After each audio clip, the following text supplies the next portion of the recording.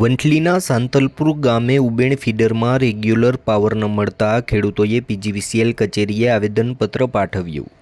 7 દિવસની અંદર ધારાધોરણ મુજબ પાવર નહીં મળે તો ઉગ્ર આંદોલનની ચીમકી ઉચ્ચારી।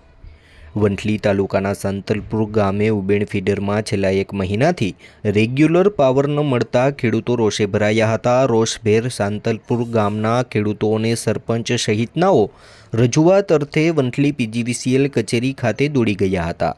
હાલ ખેડૂતોને શિયાળુ પાકનું વાવેતર થયેલ હોય અને તેના પિત્ત માટે લાઇટની ખૂબ જ જરૂરિયાત રહેતી હોય છે, ત્યારે જ કોઈ કારણોસર પાવર સપ્લાય બંધ રહેતા ખેડૂતોમાં ભારોભાર રોષ ભભૂક્યો છે। ત્યારે છેલ્લા 1 મહિનાથી ખેડૂતો પાવરની સમસ્યાનો સામનો કરી રહ્યા છે। ખેડૂતોએ પીજીવીસીએલ કચેરીએ રજૂઆત કરી 7 દિવસની અંદર ઉબેણ ફીડરમાં ધારાધોરણ મુજબ પાવર નહીં મળે તો ગાંધી ચિંધ્યા માર્ગે ઉગ્ર આંદોલનની ચીમકી ઉચ્ચારી છે। હું વિપુલ કાપડિયા, સાંતલપુર ગ્રામ પંચાયત સરપંચ।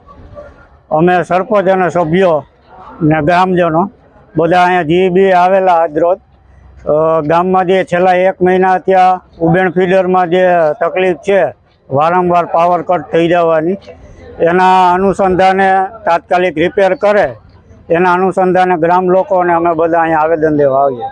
તમારી માંગ શું હતી અને છેલ્લા કેટલા સમયથી પ્રશ્ન છે? છેલ્લા 1 મહિનાથી આવો કન્ટિન્યુ પ્રશ્ન આવે છે દિવાળી પછીનો, એટલે એનું સોલ્યુશન થતું નહોતું, એટલે ગ્રામજનો ને બધા અમે અહીંયા આવેદન પાઠવવા આવ્યા છીએ ને અમે 1 વીકની માગણી કરી છે કે 1 વીકની અંદર એનું સમાધાન 100% કાઢે।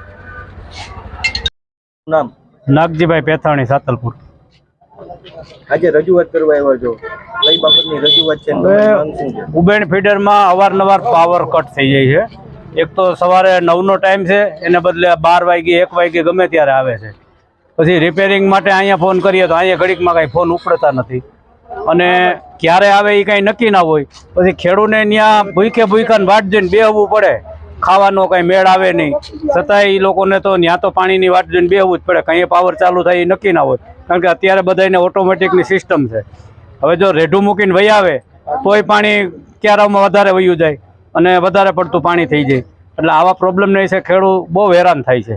તમારી માંગ શું છે? હવે માંગમાં એવું છે કે આ ફીડર અવારનવાર જે ફોલ્ટ થાય છે એ ફોલ્ટિંગનું કાયમી જે કામ થાય છે એ બધું બંધ થાય એવી રીતે વ્યવસ્થા કોઈ કરવી જોઈએ બોર્ડે। અને પાવર લો વોલ્ટેજ આવે છે।